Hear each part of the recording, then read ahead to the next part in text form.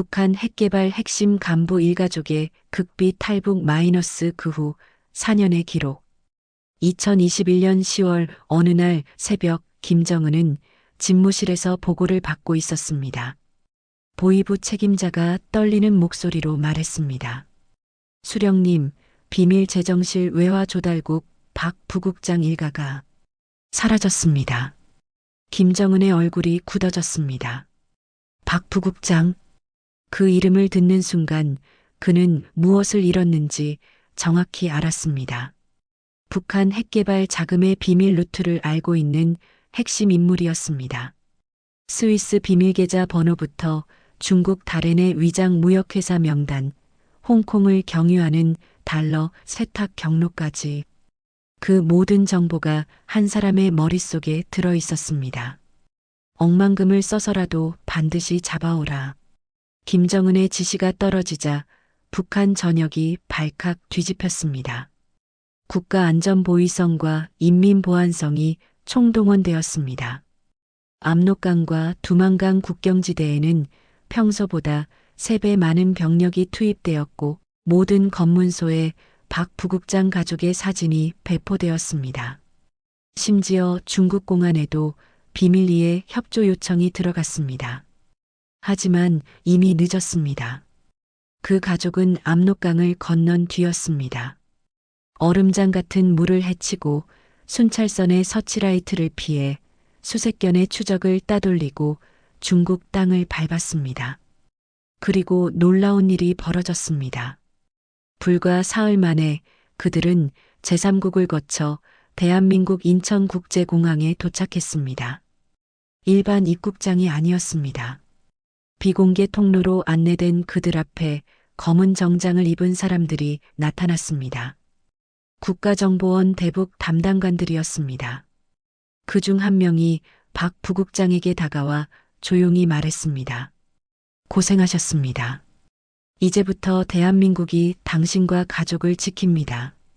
그 순간 사흘 동안 긴장의 끈을 놓지 못했던 박 부국장은 그만 무릎을 꿇고 말았습니다. 20살 아들이 아버지를 부축했고 20살 딸은 어머니 품에 안겨 소리 없이 울었습니다. 그들은 살아남았습니다. 이것은 단순한 탈북 이야기가 아닙니다.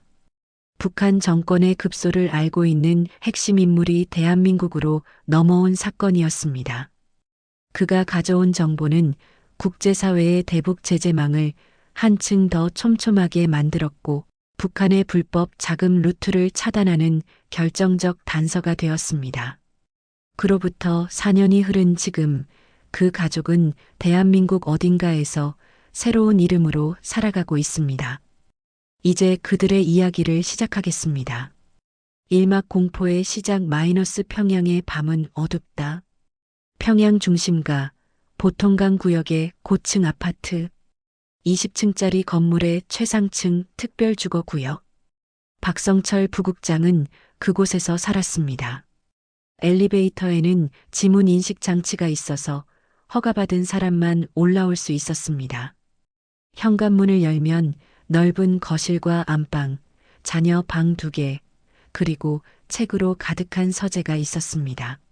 매일 아침 6시 그는 거실 창문으로 평양 시내를 내려다보았습니다. 멀리 주체 사상탑이 보였고 대동강이 은빛으로 흘렀습니다. 아침 7시가 되면 전용 차량이 아파트 정문에 도착했습니다. 검은색 벤츠 승용차였습니다. 독일에서 들여온 외제차였습니다. 그의 직책은 조선노동당 중앙위원회 산하비밀제정실 외화조달국 부국장이었습니다. 듣기에는 복잡하지만 실상은 간단했습니다. 김정은의 돈을 관리하는 사람이었습니다. 해외에서 벌어들인 외화를 세탁하고 그 돈을 핵무기 개발과 미사일 프로그램에 투입하는 일. 그것이 그의 임무였습니다. 중국 다롄에 있는 수산물 무역회사, 실제로는 북한 비밀 제정실 소유였습니다. 홍콩의 전자부품 유통회사, 명의는 중국인이었지만 실소유주는 평양이었습니다. 싱가포르의 해운 중개업체, 그곳 역시 북한 돈이 흐르는 통로였습니다. 이 모든 회사들을 통해 달러와 유로가 들어왔고 박 부국장은 그 자금의 흐름을 추적하고 관리했습니다. 27년. 그가 이 일을 해온 세월이었습니다. 대학을 졸업하고 재정실에 배치받았을 때는 말단 참사였습니다. 성실하게 일했습니다. 실수하지 않았습니다. 그리고 무엇보다 입을 다물 줄 알았습니다. 그래서 승진할 수 있었습니다. 과장, 부부장, 부국장. 그렇게 올라갔습니다. 하지만 높이 올라갈수록 공포도 커졌습니다. 평양에서는 높은 자리가 안전을 의미하지 않았습니다. 오히려 반대였습니다. 너무 많이 알고 있는 사람은 언제든 제거 대상이 되었습니다. 2021년 7월 같은 부서의 최 국장이 사라졌습니다. 월요일 아침 출근하지 않았고 화요일에는 다른 사람이 그의 자리에 앉아 있었습니다. 아무도 묻지 않았습니다. 묻는 것 자체가 의심을 사는 행동이었습니다. 8월에는 무역성 부상이 공개 처형되었습니다. 죄목은 외화 횡령. 하지만 내부에서는 다른 이야기가 돌았습니다. 파벌 싸움에서 진 것이라는 소문이었습니다. 진실이 무엇이든 결과는 같았습니다. 죽었습니다. 9월 중순 박 부국장의 직속 상관인 리 국장이 보위부에 끌려갔습니다. 새벽에 들이닥친 보위부원들이 그를 수갑 채워 끌고 갔다는 이야기가 들렸습니다. 죄목은 밝혀지지 않았습니다. 하지만 박 부국장은 알았습니다. 리 국장이 관리하던 자금 중 일부가 사라진 사건이 있었습니다. 실제로는 김정은 측근이 빼돌린 것이었지만 누군가는 책임을 져야 했습니다. 리 국장이 그 희생양이 된 것입니다. 그날 밤 박 부국장은 잠을 이룰 수 없었습니다. 리 국장이 끌려갈 때 함께 조사받은 사람들의 명단이 있다는 소문을 들었습니다. 그 명단에 자신의 이름도 있을 가능성이 높았습니다. 왜냐하면 그 사라진 자금의 이동 경로를 보고한 사람이 바로 자신이었기 때문입니다.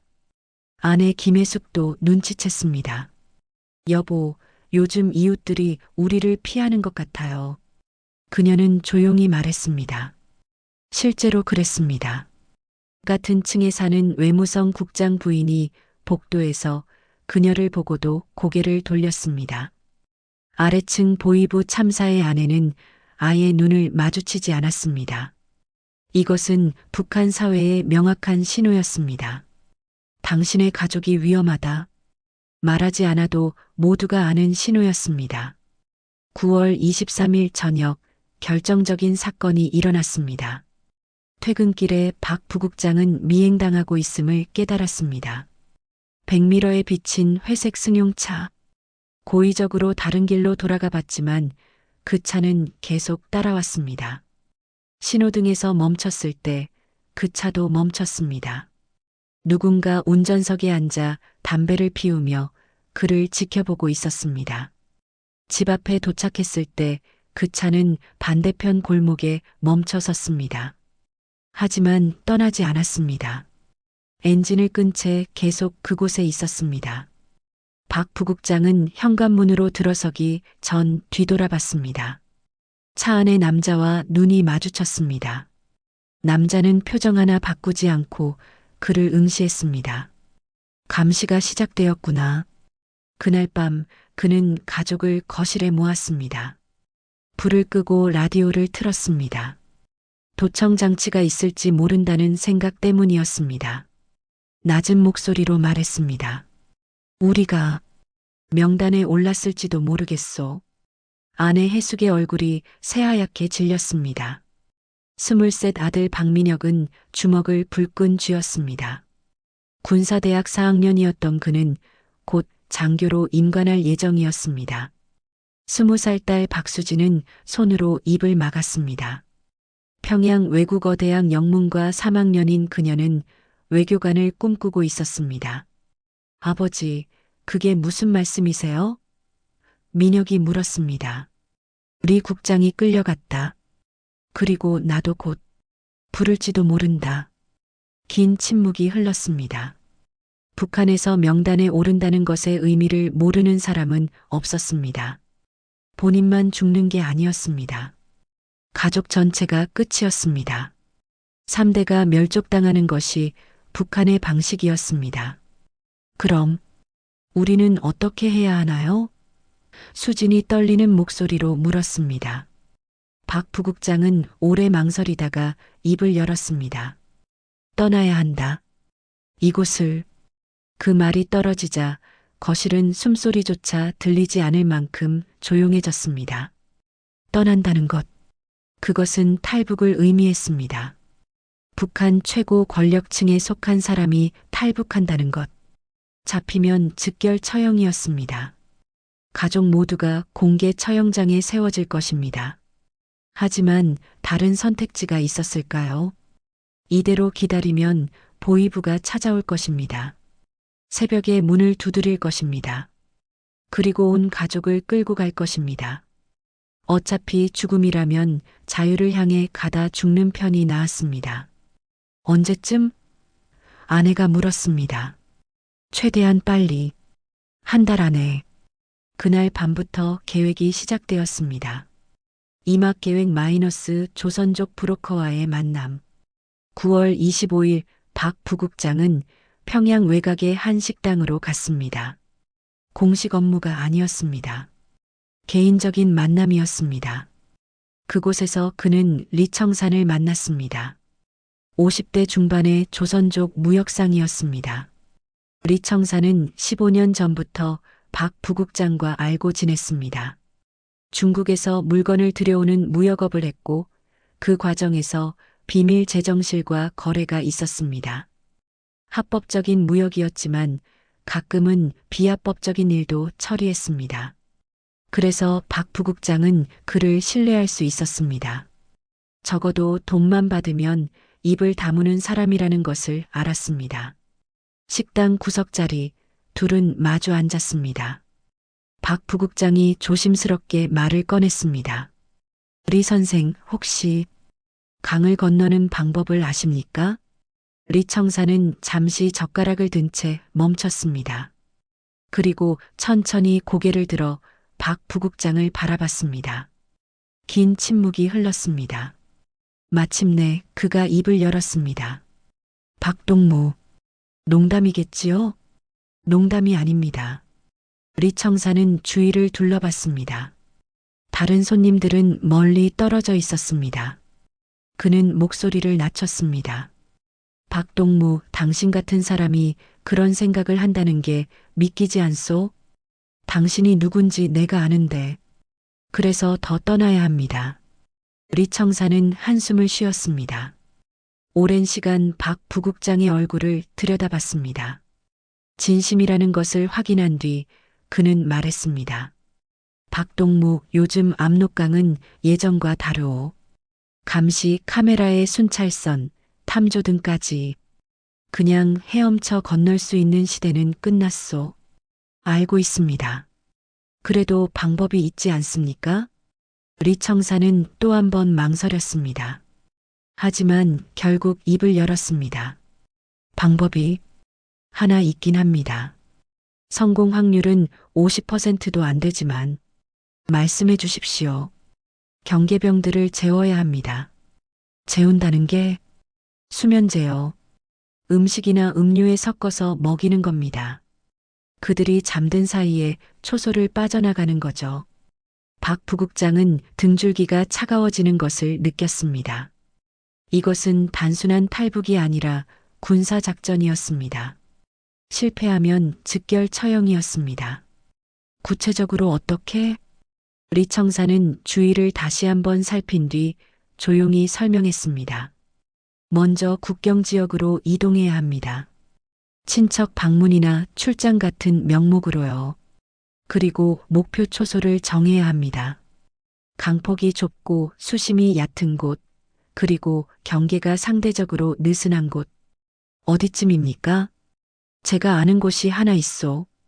신의주에서 북쪽으로 30km 떨어진 곳. 거기 초소는 병사가 4 정도 배치되어 있소. 밤 교대 시간은 자정입니다. 그럼 그 전에 밤 11시쯤이 적기입니다. 병사들이 가장 피곤한 시간이죠. 그때 다가가서 빵이나 과자를 건네는 겁니다. 고생하십니다 하면서요. 북한에서는 흔한 일 아니오? 주민들이 경계병들에게 음식 건네는 거. 수면제는 제가 구해드릴 수 있소. 중국산입니다. 소량만 섞어도 30분 안에 깊이 잠듭니다. 4시간은 깨어나지 않아요. 박 부국장은 머릿속으로 계산했습니다. 30분. 그 시간 안에 초소 근처에서 대기해야 합니다. 병사들이 잠들면 풀숲을 통해 강으로 내려갑니다. 강을 건너는데 10분. 중국 쪽 제방까지 5분. 합쳐서 45분이면 충분했습니다. 강 건너편에는 폐가가 하나 있소.